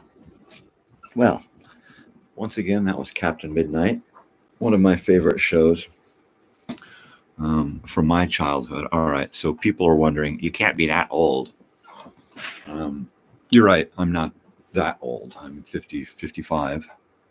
And I did not listen to those over the air originally, no. These were broadcast from the 1940s. As you see, this is the 1940 Dawn Patrol. And my father, now he listened to old-time radio when it was new. He listened to Little Orphan Annie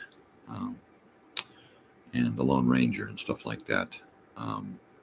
Now, my grandfather would have heard Captain Midnight as a young man. I began listening to old-time radio when I was a child because my father, who was working as a disc jockey, a radio talent at the time, he would often bring home many records so that he could pull pieces to play on his radio show. So I would get to listen to the entire shows. Much of my old-time radio collection on LP is, in fact, all of it is from this when he bought them in the 70s.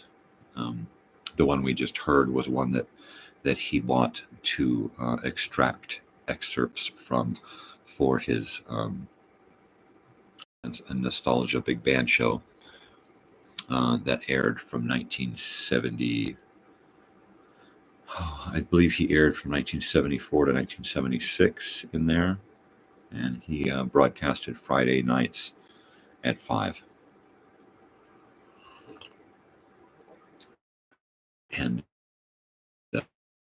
in the mornings and in the evening on Friday.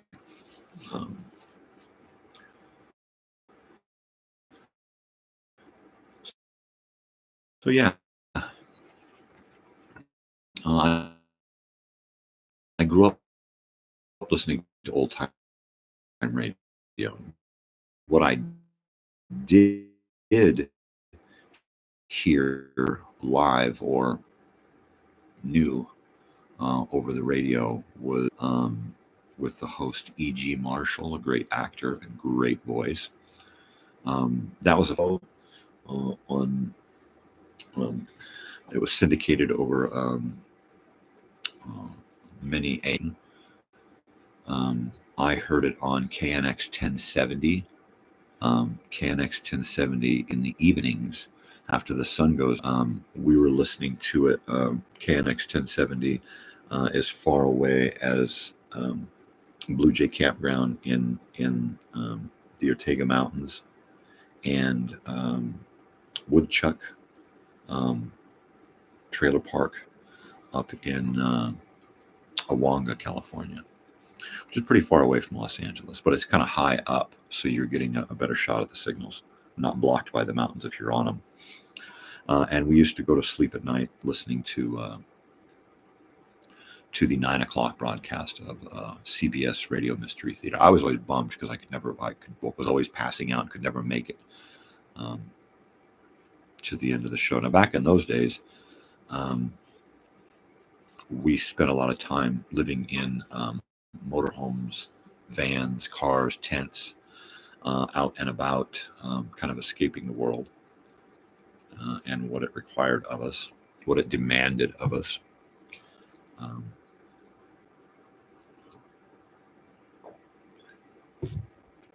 But yeah, please remind me to wake up my wife at 7 o'clock. I'm gonna have to call it early today so that I can start taking care of business. But yeah, old time radio has always been a part of my life, so I thought I'd share it with you since this is kind of me sharing my life. But yeah, yesterday I started working on a new video series, pre-production stuff. I'm trying to get motivated and into the groove of doing more video, because I would like to shoot some music videos for friends, and that means that I gotta have my Spielberg hat on and get my shit together. So pre-production yesterday was mainly set design, wardrobe, research, props, and more research. And then before I went to sleep, I switched my set around back to the morning show, because this is the way I like to sit in the mornings, kind of low and slow. But yeah, let's see. Are we still? Everything's still good to go. All right, we sound pretty good. So the video project that I'm working on is going to be a series where we go out and buy records, tapes, books, that kind of stuff, entertainment, old school entertainment. Now there is lots of new old school entertainment out there in the form of records and tapes, and CDs, VHS and DVDs. There's still stuff popping up. There's an occasional vendor selling brand new, just now manufactured 8-track tapes. There are the media, Lost Girl Media, and a few others who create new 8-track tapes for new artists. They also do music transfers where you can have your favorite music put onto an 8-track tape so that you can play it wherever you go. That's cool too. For personal use, it's cool. I like the idea of putting new music on 8-track. Yeah, to me, that seems really, really cool. But I'm often going out and buying records and tapes and books and weird stuff. So what I thought I would do would be to put together some episodes and bring you along, either with me on that little adventure, or bring you up to date on that adventure. Some of these will actually be an outing. Some of them will be a trip to the past, basically. A little all of it will be a trip to the past. But sometimes we'll actually get to go out and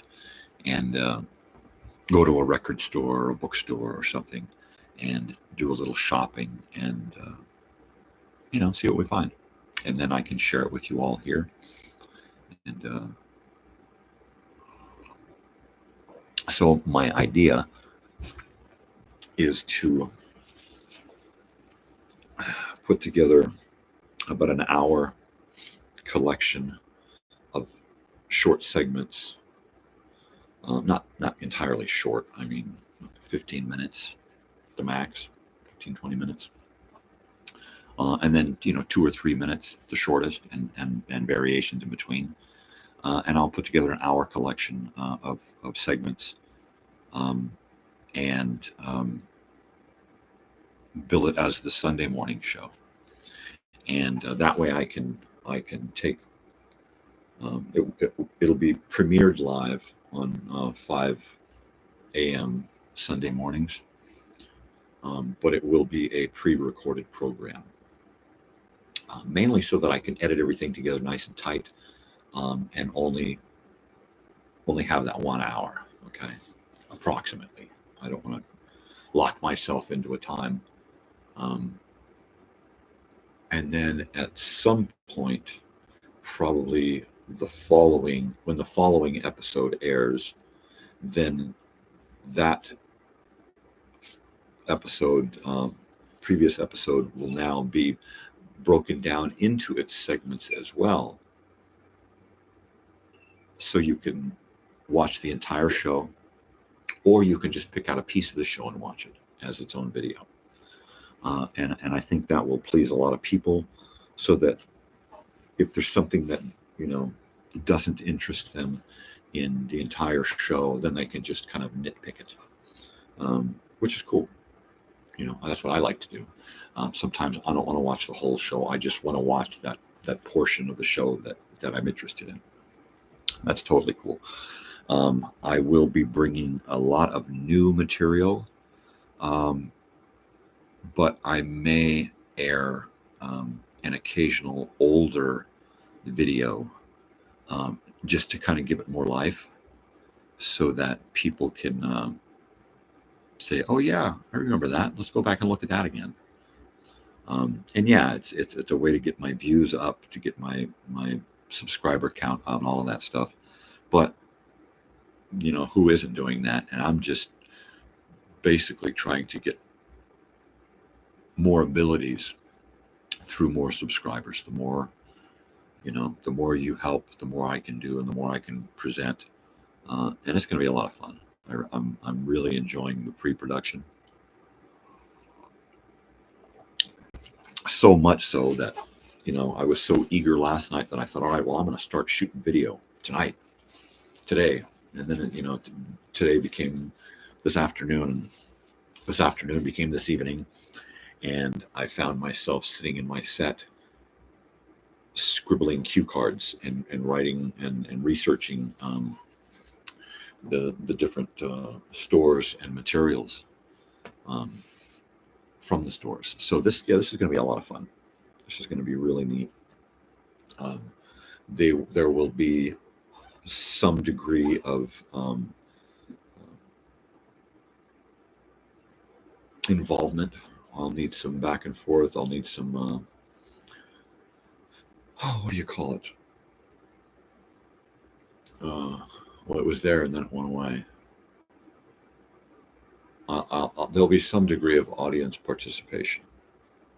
Okay, and by that I mean that when you participate, you might find yourself getting something in the mail from me, And if I'm going to give something away, the only thing I want from you is to tell me who I'm sending it to and where it's going, and that's it. That's all I need. I'm not doing this to make money. Money's not a really heavy thing in my life. Okay, I keep my bills low. I keep my life a low profile, and we really don't have a lot of expenses, and I don't work a lot, so I keep everything pretty mellow. All right, so what you see is what I got. but I'm willing to share what I got because I got too much crap, and a lot of it is just fodder for time travel. It's just a mechanism. And I've time traveled a lot with the stuff in this room, in my storage in the garage. There's just so much of it, and I can't hoard it. I can't use it all. So yeah, I mean, there's going to be things from little bits and baubles, stickers and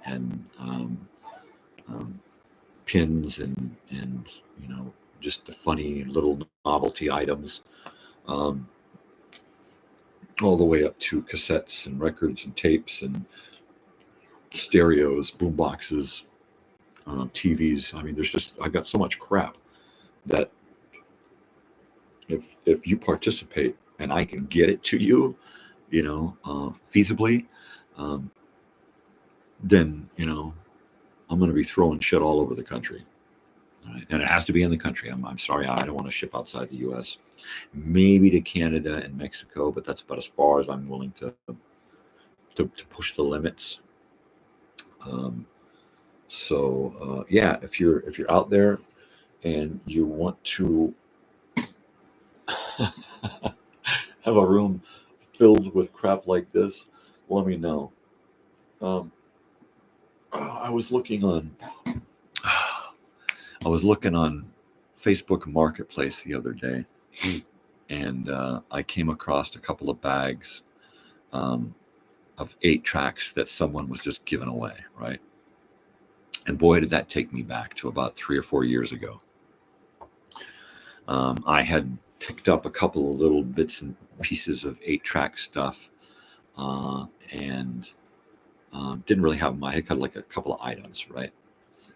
And someone here locally in Yucca Valley, just a few miles up the road from Joshua Tree, they were giving away 2 or 3 big boxes, a tub and a couple of boxes of 8-tracks and a couple of players, right? And I got on that messenger so quick and told this guy, I will be right there. Please do not throw it away. Do not give it to anyone else. And that's pretty much how I started. I'll have to find a picture at some point of that first pile of crap, that 8-track crap. And this is like right after, within a couple of months after my father had passed away, and his wife had brought me all of the stuff that I requested, the family tapes and records and the reel-to-reel tapes and the old tapes from his college days with the movies and stuff. So I was real fortunate. Thank you very much, Guy. I was really fortunate enough to receive all of these things. And that set me reeling backwards into a time spin. It did. From then on, I was floating backwards constantly, at an ever increasing speed. And that's when Reverse Van Winkle was created.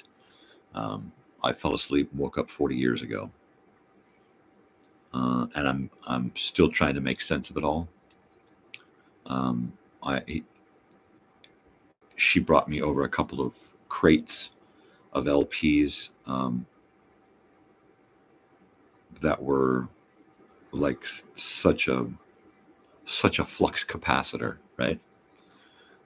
It just, friggin' tailspin.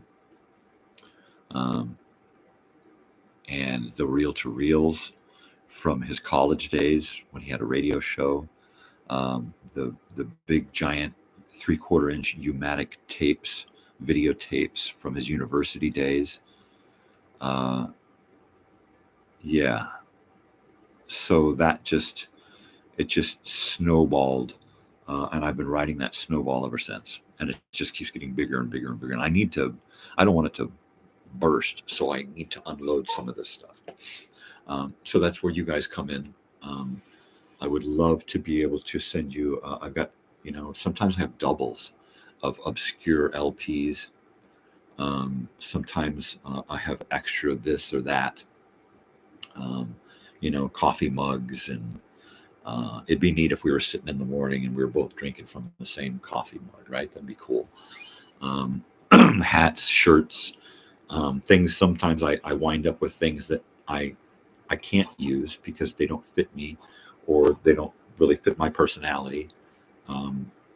But yeah, I would really like to get you all involved, and hey, hi, somebody's there. If you want to type in a comment, then I'll say hi to you. In fact, what I'll do now is I'll go to my little bag of tricks here, and I will see that yesterday we had two new subscribers. We had a gentleman that I met at the Spag West, the Spaghetti Western in Morongo Valley, Roy Pitluck. Fantastic guitar player, songwriter, very interesting guy.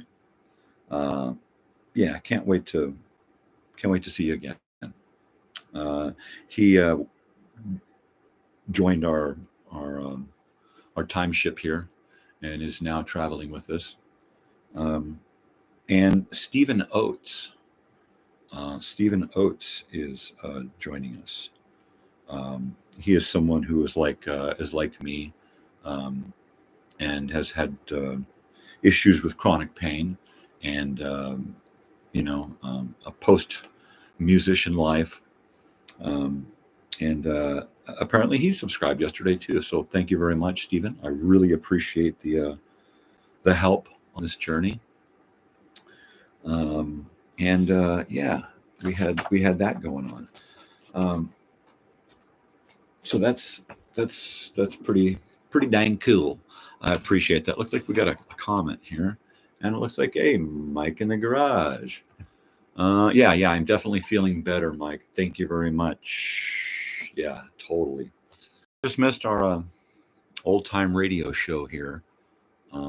Thanks for the like. We had Captain Midnight this morning, and I've got it directly wired into my system here, so it sounds a lot better. So if you get a chance, go back and listen to it. I won't have to post the links to a video with better sound anymore.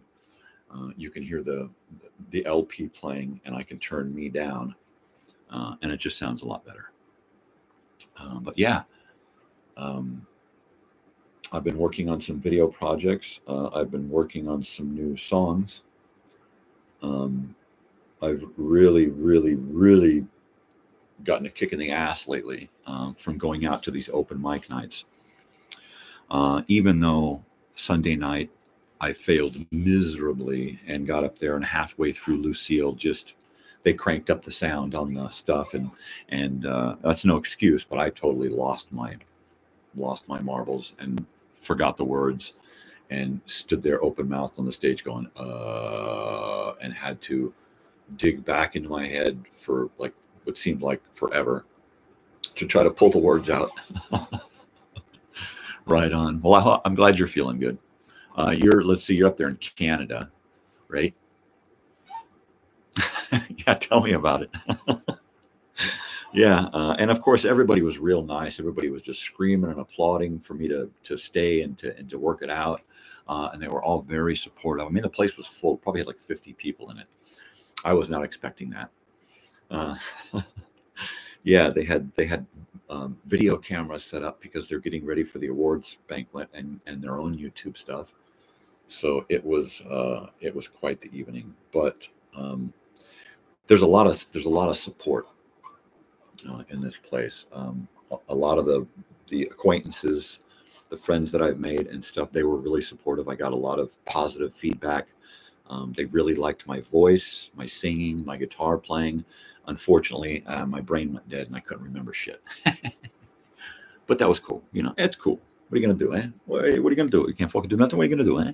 Yeah, shit. So,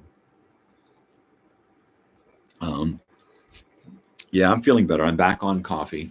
I do tea first and a couple of vitamins, a little bit of food, and then get into the coffee. Yeah, feeling a little bit under the weather this week, and it wasn't like I was real sick, right? It was like I just felt exhausted and drained, and my head and neck and everything kind of hurt. Everything from like the shoulder up just was kind of like was stiff and pain, and I couldn't lay on one side or the other because it just kind of hurt. It was no centralized. Hey, thanks for stopping by. I appreciate it. Mike, take care. Be cool up there in Canada, eh? But yeah, I mean, I was flopping around for like a week, but it made me think. It made me think about my own mortality, and I gotta go fucking do something, and that threw a bug up my ass, and that has got me, thinking about videos and more songs, guitar playing. Yeah, thanks for stopping by, dude. That's awesome. I love visitors in the morning. I used to hate it. Now I love it, mainly because I don't have to get dressed or get up. But yeah, I used to my normal weight for the last few years has been. Well, I know this. My normal weight for the last year or so. A year ago, my normal weight for a couple of years was about 205 to 210, which is pretty heavy for me. And then my best weight, which I carried for, I don't know, probably 10 years, was 185, which was a little bit on the big side proportionately, but it was a good healthy weight, I think. And then so the last time I weighed myself, I was 210, and that was about a year. I'm not I'm not a worrier. I don't think oh, I got to drop a pound. Oh my God, I'm getting fat. I think I'm retaining water. I don't care too much about all of that crap. My body weight is going to fluctuate. It's just the way it is. So, I mean, 210, like I said, is pretty heavy. The heaviest I've been is 265, and that's way huge for me. It's, for other people, it's not. For me, it was. I was not used to it, and I had to, when I was that heavy, I was in a sedentary job, and I didn't do a fucking thing all the time. So I allowed myself to get out of shape, let's say, out of my normal shape. And so I decided to just cut out all sugar.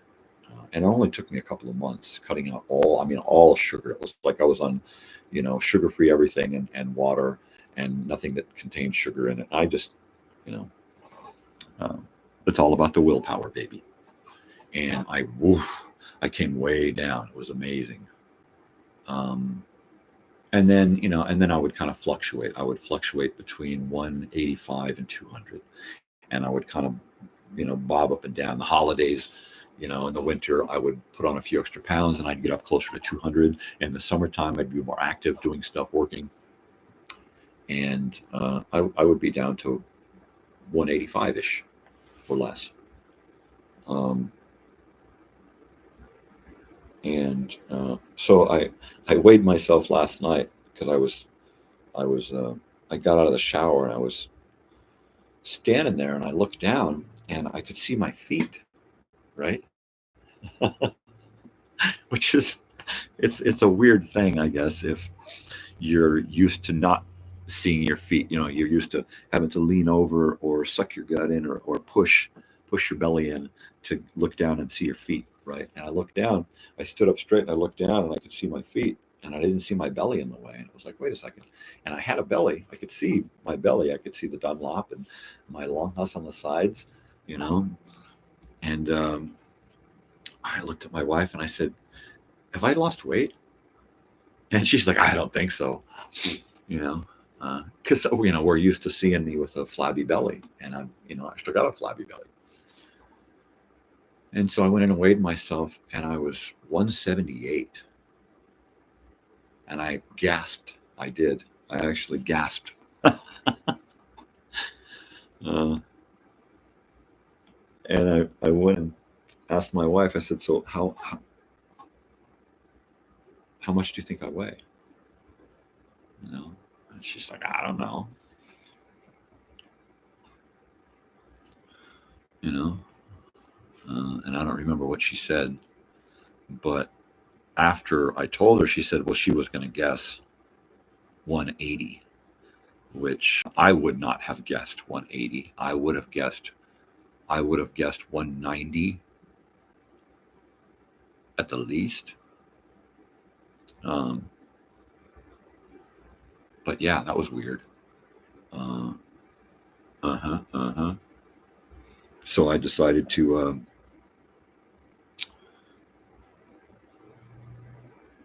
not eat and go to sleep without eating dinner.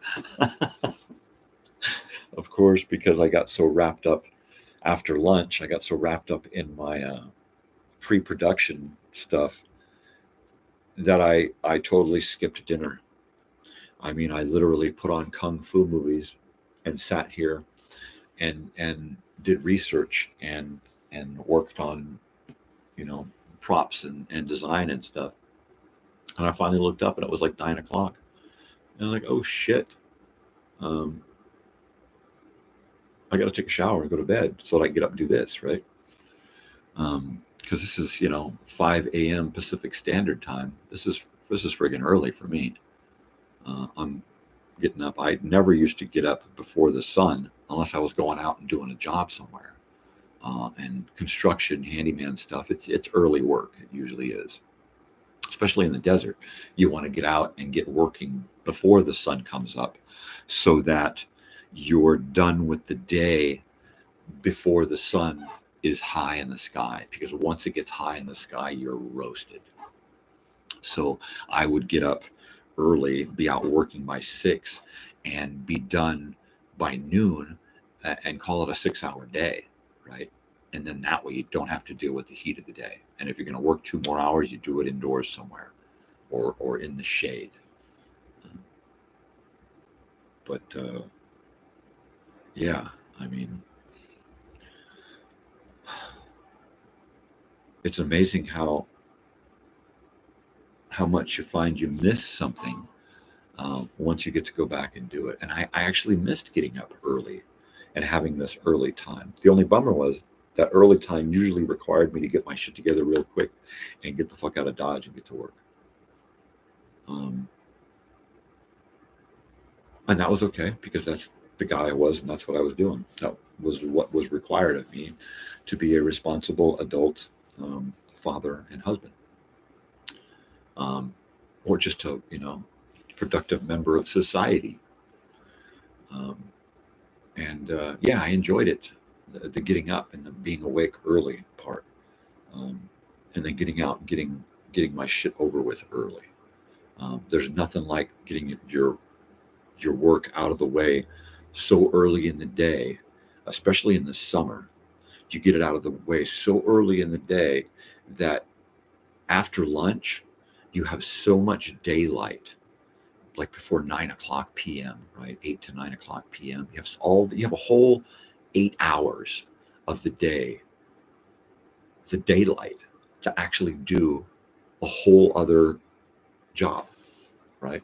You get up in the morning, you do your 5 or 6 hours of morning work, you have lunch, and then you've got another 8 hours to do another job or come home and work on your own projects, right? How awesome is that? That's what my summers were like when we first got out to the desert, right up until a couple of years ago, until I had my auto accident. I had been changed physically by a work accident back in 2010, late 2010. And then, just 10 years later, well, no, not 10 years later, probably 8 years later, some idiot pulled out in front of me and completely stopped the front of my Geo Metro and just tin canned it.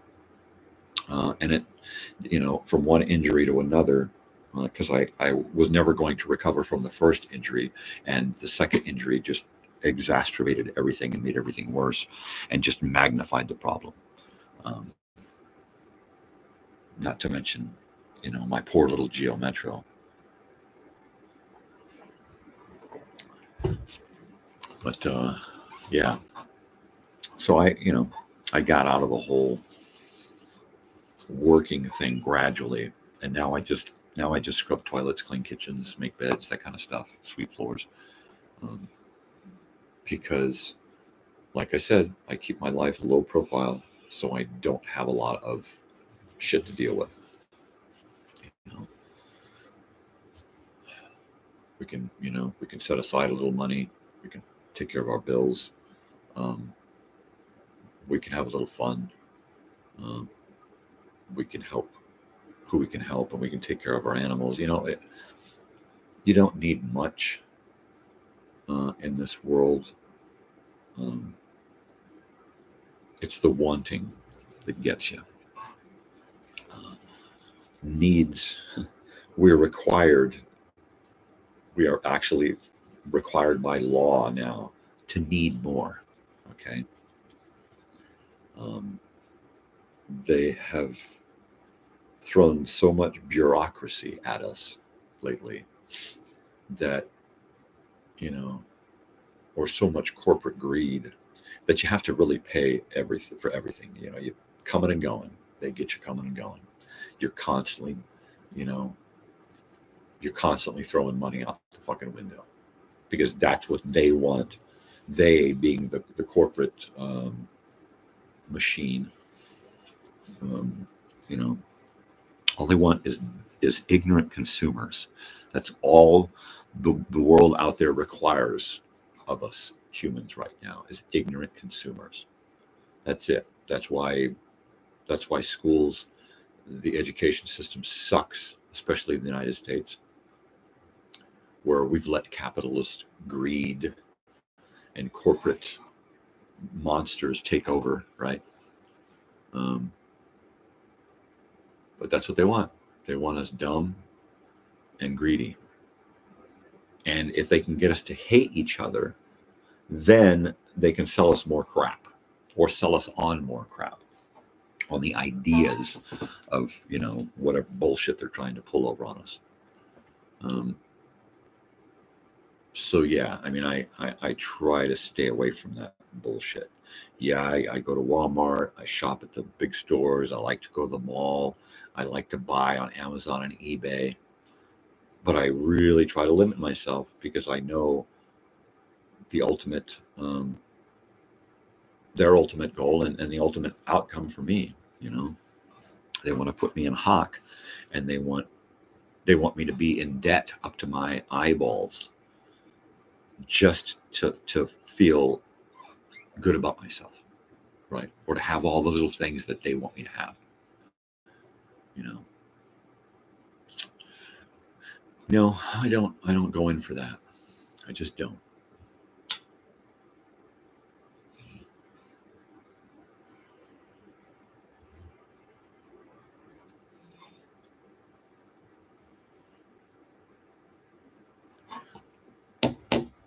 Well,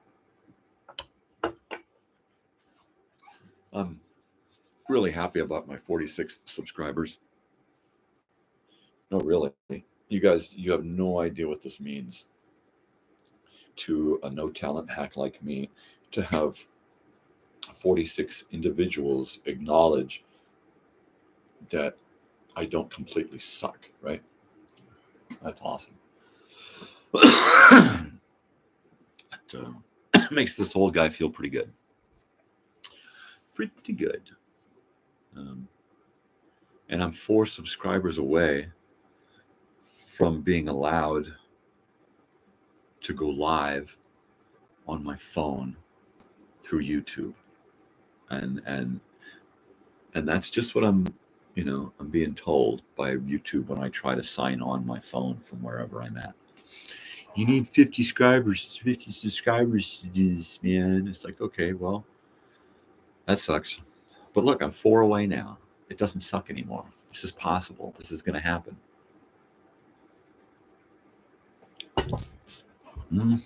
So 50 subscribers, right? When I get to 50, I'm only halfway to giving stuff away, right? Because, yeah, I mean, I've got stuff that I want to give away. There's stuff that I haven't even gotten yet that I want to get and give away, right? At some point, I'm going to say, okay, the first person to, send me a comment with their shirt size, that kind of shit. And that's going to happen, but it's only going to happen when I get to 100. This is all going to cost me way more than it's going to cost you. It already does. I spend, anywhere from an hour to 3 hours a day sitting here doing this 4 days a week. I spend hours, multiple hours each day in contemplation, trying to figure out what I can bring to you and how I can bring it to you. I was laying in bed last night and I came up with the opening and the theme song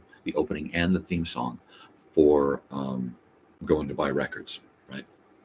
So it's going to be really cool. I want to try to keep stuff retro and vintage. Everything that I bring to you is going to be original, okay? Or be of original content. It may have variations of copyrighted material. Hopefully it'll be stuff that I can present to you that they won't disallow me to show. So that's cool. I've got so much stuff in store. I've got like 9 hours. I think I've told you that I've got 9 hours of old 1978 through 1981 movies, college, university project movies that my father made, shorts. Okay, so we're talking like no longer than 20 minutes, no shorter than a couple of minutes, right? And I'm going to be presenting these shorts and these films to you first on the Sunday morning recorded program, and then they'll be broken up into little snippet segments so that you can watch just those little videos. And I can't wait to bring those to you, because in those I'm as young as 11 and 12 years old, and as old as 13 or 14. I mean, it's only encompasses a couple of years where we did the video stuff, and it's just great home movie style movie projects. I mean, I can't wait. I really can't wait. It's getting to the point now to where I'm going to design a show and bring it to you, and then I'm not going to be able to stop. And that's mainly why I haven't started yet, because once I get going, I get this momentum, and I just cannot give it up. I just cannot give up the ship. I cannot stop. So, yeah. At some point this morning, I have been getting like zero sleep lately because of all madness in my head. And that's the way it works with me. So at some point this morning, I may go lay down and get up while my daughter is in class and work on my video stuff while she's in class, or while she's at home taking a nap in between class. And so that way I get a quiet house. I don't mind ambient noise outside, traffic, or rain or the dogs barking, whatever. I don't mind that. Ambient noise in the house is really, really loud because this microphone, if you haven't noticed, it picks up everything. So, and I'll be using a couple of these different microphones like this. And I'll be using 1982 microphones. I'll be using 1982 cameras. My sound will be going through a 1980s realistic audio mixer. I'm going to be using real vintage props. My clothes will be either vintage or retro.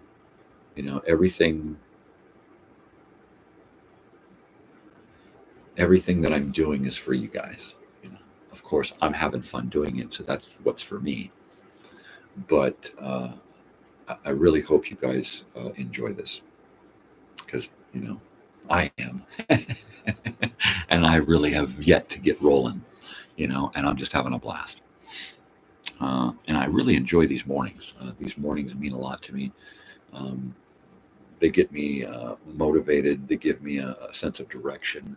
I have a routine in my life again. By the time everyone else gets up and starts milling around, I'm either headed off to take a nap because I've gotten up so early, or I'm just ready to go, and I'm ready to rock and roll and get the day moving. My wife is off to help a Wednesday friend, and my daughter is off to her morning afternoon class. It's from noon to 1:30.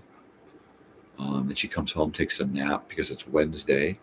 She's going back to class, back to school for a class 6:30 to 9:30, which means I'm going to be up late again tonight, because I will probably be the one going, unless I am totally out of it, I will probably be the one going out at 9:30 to pick her up.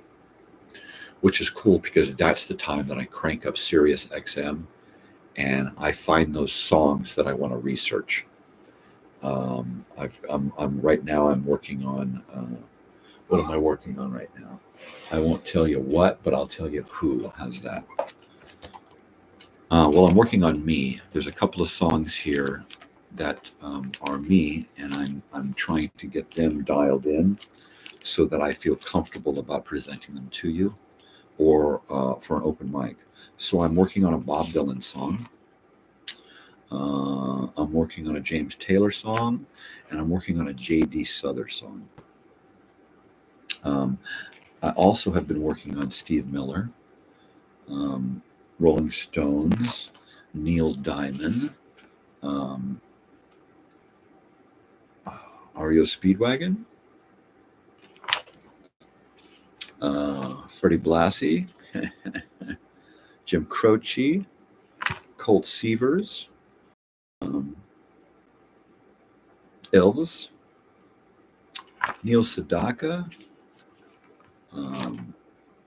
Buddy Holly and the Crickets. I mean, the list just goes on and on and on. So those are the kind of stuff that I'm working on as far as covers go. I listen to heavy metal, Judas Priest, Iron Maiden, Metallica. I listen to all the old metal stuff, but it's not my forte. It's not my wheelhouse. My stuff is 70s guitar ballads. All right. I fancy myself a balladeer if I were a musician. I'm not. I'm not a musician. I'm not a singer.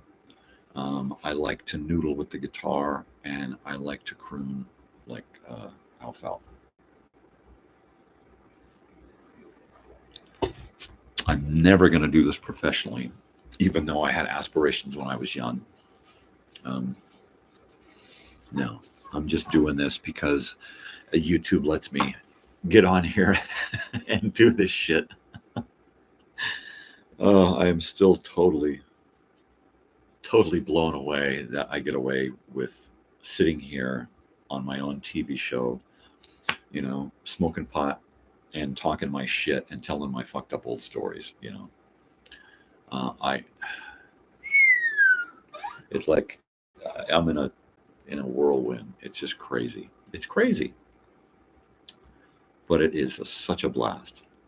I can't believe this is episode 31. I've done this 31 times. Wink, wink. I mean, come on. I don't, except for maybe the occasional off day, 4 days a week doing this is not difficult. I mean, if it wasn't for you guys, I would still be getting up in the morning, drinking my coffee, smoking my pot, and talking to myself, right? Or talking to the dog. I mean, if Sam was sitting here with me, he'd be sitting in my lap looking at me, expecting me to talk, because that's what I do.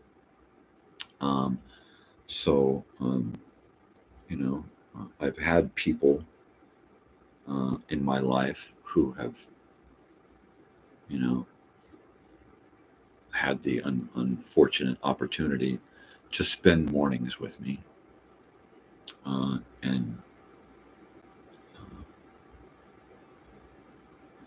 I mean, sometimes I felt like, why don't I just shut up, right? This person obviously doesn't want to hear me. I'm getting tired of hearing me. Mainly it was because when you're with someone and you're not getting any back and forth, you just feel like an idiot, right? Well, there's nobody here in the room with me.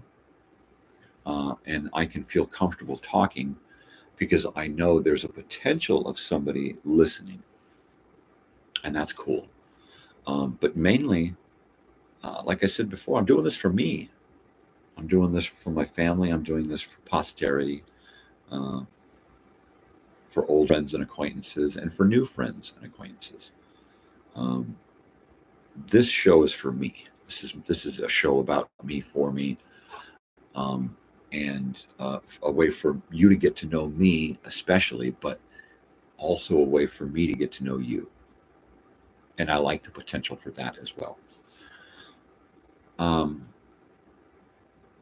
Friday night show will not be like this. It will be about my guests, because I've met a lot of people in the high desert here in the Joshua Tree, Morongo Basin, with so much talent that I feel greedy when I'm with these people and I'm the only one enjoying what they have to offer, right? And it makes me feel greedy. It really does. And I'm like, I keep looking around like, who else are you guys watching? Are you seeing this? Hello? Do you hear what's going on? Do you see what's happening? And no, I'm the only one, and if I don't have a camera and I can't capture that moment, then it's lost, because when I'm gone, everything up here is gone. So I'm trying to get out as much as possible, like Tom from the Tommy Tom show. Tom said, "Die empty," and that's what I'm trying to do, brother. If it kills me, I'm gonna die empty. If I gotta squeeze, I'm gonna have to squeeze, and I'm gonna have to squeeze.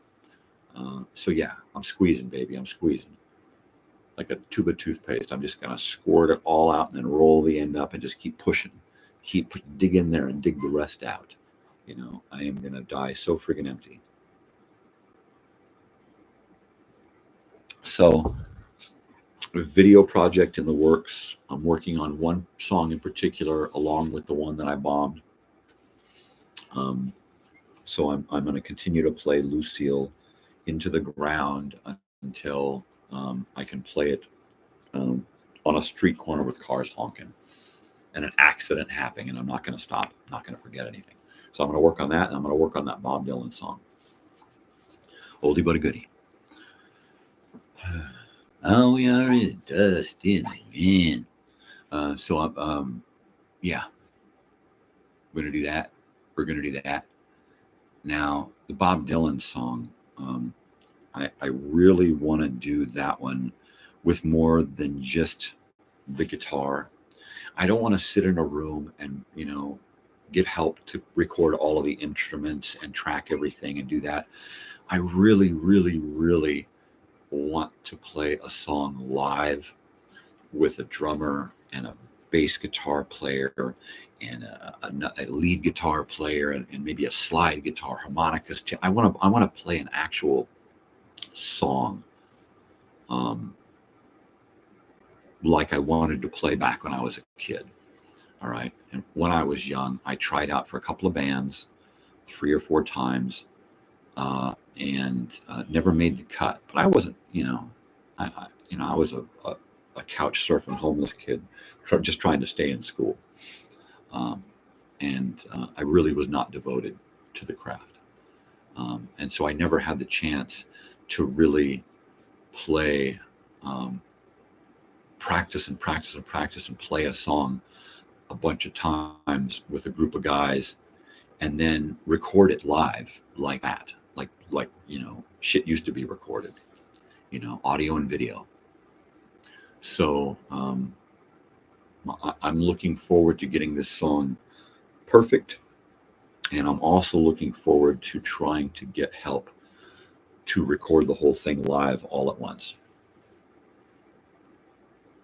Because that's one of my bucket list goals, right? So I want to do that. It looks like it's just about 3 minutes to 7 on this February 7th, 2024. My goodness. So we're 1 year away from America's 250th birthday, right? Think about that. And then think about where we are